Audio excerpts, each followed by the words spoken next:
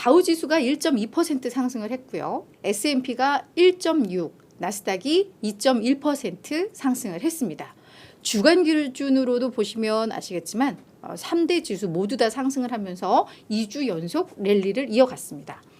근데 사실은 저도 보면서 이렇게 강력할 만한 뭐 이유가 있나? 찾기가 좀 쉽지는 않았어요. 지금 계속 이어지고 있는 건 근데 긴축의 종료 기대감.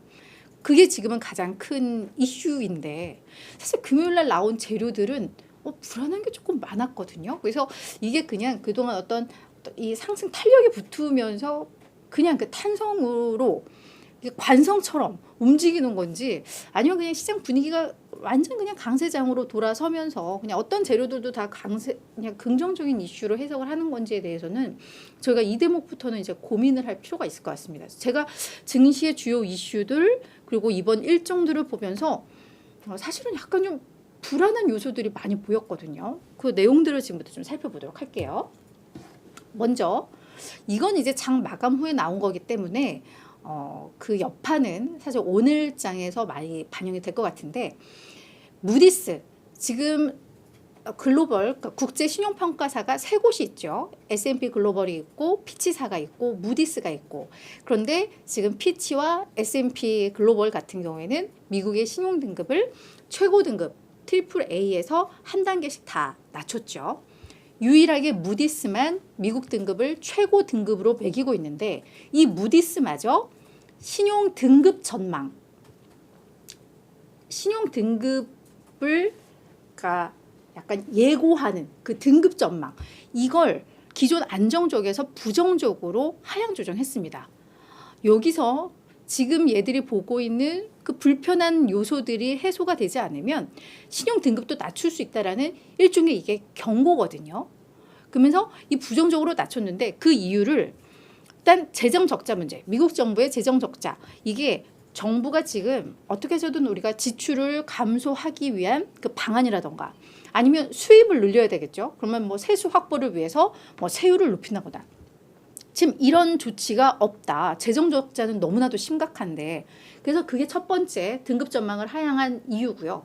두 번째는 정치적인 양극화. 얘들 정치권을 이렇게 봤더니 완전 맨날 벼랑 끝 전술 이게 그냥 몸에 배어버렸네. 이렇게 지금 경고를 하고 있거든요.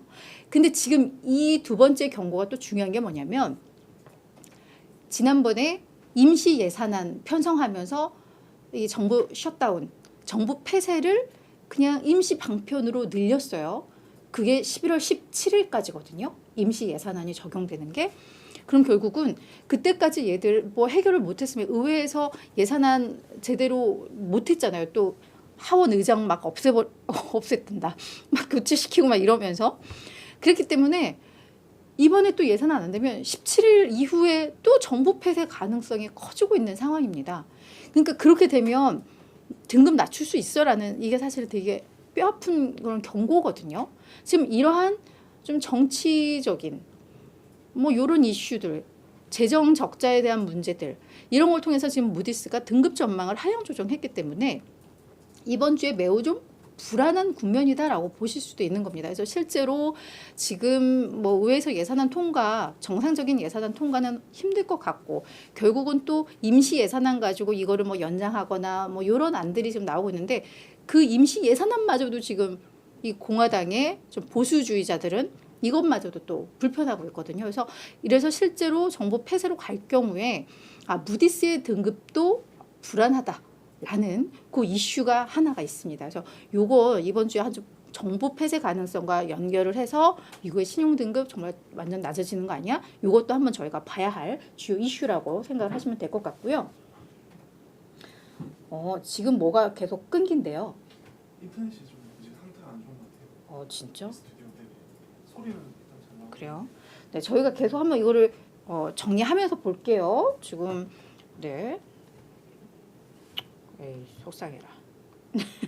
네, 그거가 하나가 있고요. 그리고 지금 긴축 종료 기대감이 커지고 있는 상황인데 이런 것과 관련해서도 불편한 내용들이 너무 많이 나왔습니다. 먼저 11월 미시간대 기대 인플레이션, 그러니까 11월에 집계한 미시간대 기대 인플레이션 지표가 일단 1년 기대 인플레이션은 4.4로 나왔습니다. 시장 예상이 4.0이었거든요. 그래서 4월 이후 최고치를 기록을 했고요. 좀 중장기 기대 인플레이션인 5년 기대 인플레이션도 3.2로 나오면서 예상치 3.0을 웃돌았고 15년 내 최고치까지 치솟았습니다. 이거 되게 불편한 내용이에요. 그죠? 그래서 이런 내용들 좀 부정적인 이슈가 있고요. 여기에 메리 데일리, 샌프란시스코 연은 총재인데 이분은 그래도 비둘기파 인사로 분류가 되는 연준 인사인데 이분마저도 인플레이션 승리 선언 아직 이르다라고 이야기를 하면서 우리 제롬 파월 연준 의장의 멘트를 거의 흡사하게 했습니다. 우리 정책이 인플레이션을 완전히 잡을 만큼 충분히 제약적인지 아직 확신은 못한다. 우리는 계속해서 데이터를 확인하면서 이 확신을 좀 더 가질 필요가 있다. 그래서 아직 인플레이션 승리 단계 아니다라고 이야기를 좀 했습니다.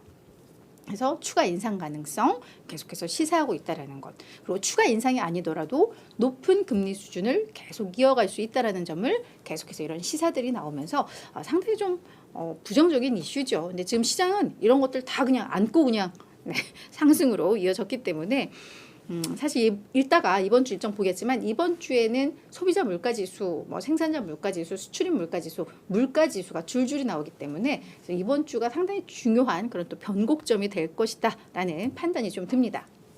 월가에서도 지금의 이런 랠리에 대해서 상당히 불편한 기색을 드러내는 전문가들이 있습니다. 먼저 데이터 트랙 리서치의 니콜라스 콜라스. 이분은 요 데이터 트랙 리서치를 공동 설립한 요 분인데 요 분이 뭐라고 이야기를 했냐면 내년 다들 경기 침체 가능성, 그게 연착륙이 됐든 뭐가 됐든 경기 침체 가능성을 다 기정사실화하고 있는데 월가의 실적 추정치에는 이게 안 반영이 되고 있지 않다라고 지적을 하고 있습니다.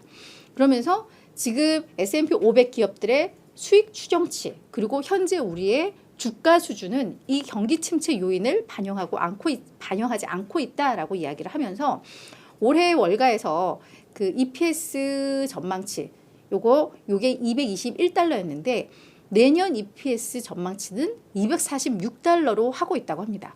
그러니까 내년에 올해와 비교해서 11% 수익성이 성장할 것이다라고 보고 있는데 근데 요걸 기준으로 해서 현재 S&P 500의 PER이 한 18배라고 해요. 그런데 본인이 이걸 경기 침체를 반영해서 EPS를 산정을 하면 오히려 올해보다 11% 느는 게 아니라 올해보다 오히려 30%가 줄어들 수 있다. 그러니까 지금 수익 전망치가 너무 과대평가돼 있다라고 하면서 그래서 올해보다 30% 이익이 감소하는 걸 반영을 해보면 현재 S&P 500의 PER은 28배 수준까지도 높아진다. 이거는 비현실적으로 너무너무 높은 상황이다 라고 지적을 하고 있습니다. 그래서 지금 수익 전망치 그리고 지수 상황 이게 많이 고평가돼 있다라고 이분은 좀 주장을 하고 있습니다. 그래서 이런 의견도 있다라는 거. 그래서 지금 증시는 좋지만 자꾸 주변에 안 좋은 소식들은 좀 많아서 조금 더 확인을 하려면 이번 주가 되게 중요하다. 소비자 물가지수라던가 그 정부 폐쇄 가능성, 그리고 무디스의 신용 등급 어떻게 전개될지 이런 것들을 보면서 시장에 대해서 자신감을 갖더라도 그때 좀 가져야 된다. 이런 게 우리가 기대하는 만큼 나와야 자신감을 가질 수 있다라고 볼 수 있을 것 같습니다.